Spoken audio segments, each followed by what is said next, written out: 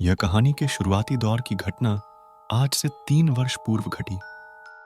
विक्रम रघुवंशी और उसका दोस्त साहिल ने अपनी एक खिलौने बनाने वाली कंपनी खोली थी। दोनों को बच्चों से बेहद लगाव था। ये दोनों मार्केट में हमेशा से नए आधुनिक तकनीक के खिलौने बनाने के लिए जाने जाते थे। भारत का सबसे पहला रिमोट कंट्रोल हेलीकॉप्टर खिलौना इन्होंने ही इजाद किया था। उस वक्त कंपनी में मीडिया के जमावड़े की तैयारियां चरम पर थीं। कारण यह था कि विक्रम और साहिल की कंपनी ने एक अलग खास खिलौने का आविष्कार किया था। इस खिलौने की खासियत यह थी कि यह खिलौना मात्र एक मामूली खिलौना नहीं, बल्कि बच्चों को लुभाने का जरिया था। यह खिलौना बच्चों से बात कर सकता था। उसके सभी जवाब उस खिलौने के डेटाबेस में मौजूद रहते। इसे एक तरह का छोटे रोबोट की तर्ज पर देखा जा रहा था। यह खिलौना बच्चों से बात कर सकती थी, उनके साथ खेल सकती थी। यह खिलौना वह सब काम कर सकती थी जो बच्चे अपने दोस्तों के साथ करना पसंद करते हैं, अर्थात खेलना। उसी दिवस विक्रम की बातें अमेरिका के एक टॉय कंपनी से बातचीत हो रही थी। विक्रम ने अपनी कंपनी के इस खिलौने के अधिकार को अमेरिका कंपनी को ऑनलाइन बेच दिया। यह बात उसने साहिल को नहीं बताई थी। अगले दिन मीडिया साहिल और विक्रम से इस खिलौने के बारे में बात कर रहे होते हैं।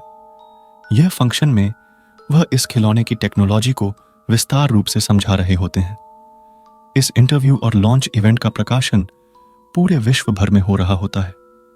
भारतीय समय अनुसार जब शाम का समय प्रगति पर था, उसी वक्त अमेरिका से एक खबर आई जिसके तहत साहिल और विक्रम की कंपनी के इस खिलौने पर चोरी का आरोप लगा। खबर के मुताबिक वह खिलौना का पेटेंट अमेरिका की टॉय कंपनी को जारी हुआ है। इसका साहिल को काफी बुरा प्रभाव पड़ा और उसने सुसाइड कर लिया।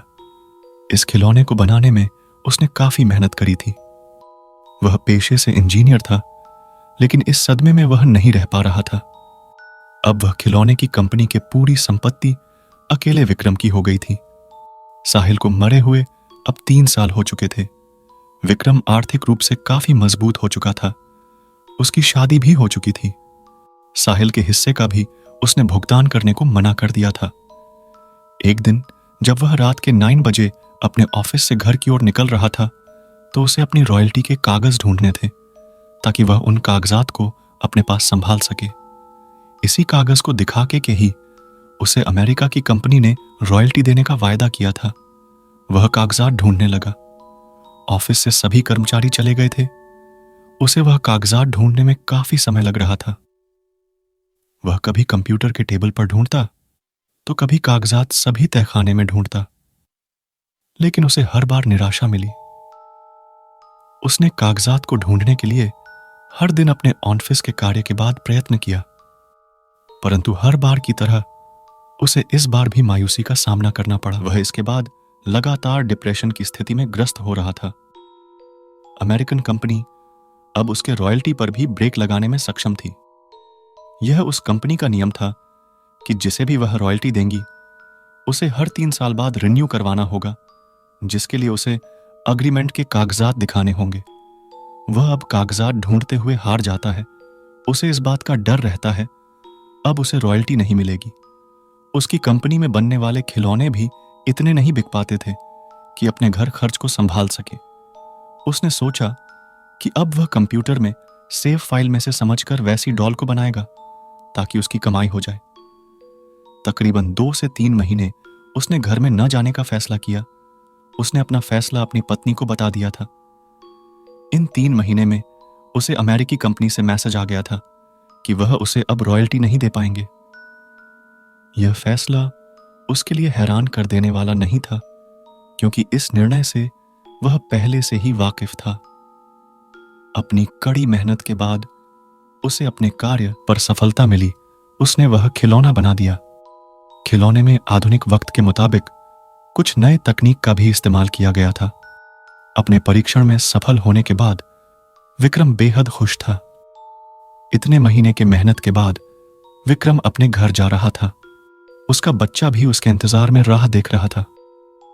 विक्रम अपने घर की ओर निकलते हुए विक्रम ने खुद से बनाया हुआ खिलौना अपने बच्चे के लिए ले जाना मुनासिब समझा।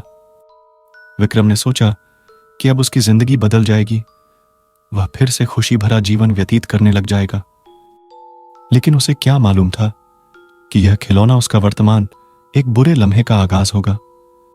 जैसे ही वह गाड़ी में उस खिलौने को लेकर बैठा, उसके साथ अजीब घटना घटित होने लगी। गाड़ी का पेट्रोल अचानक से पूरा खत्म हो गया। गाड़ी स्टार्ट भी नहीं हो पा रही थी। कार के गेट खुद ब खुद बंद हो गए। उसे घुटन महसूस हो रही थी।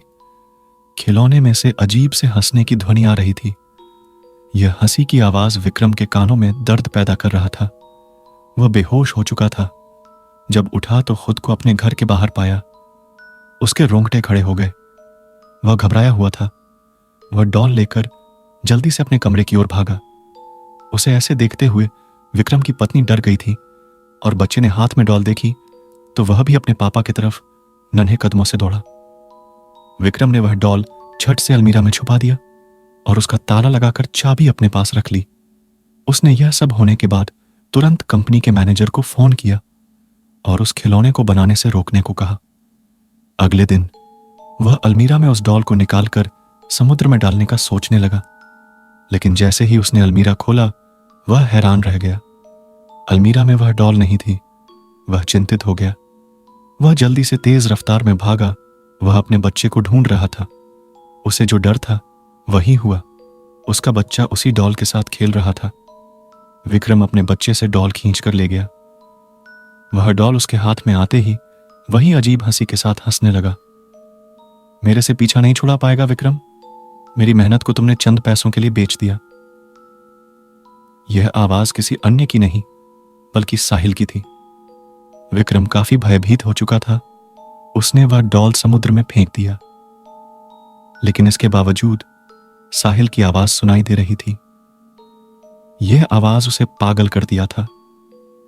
कहानी कैसी लगी कमेंट करके जरूर बताना और वीडियो को लाइक करके चैनल को सब्सक्राइब कर ले। Thanks for watching.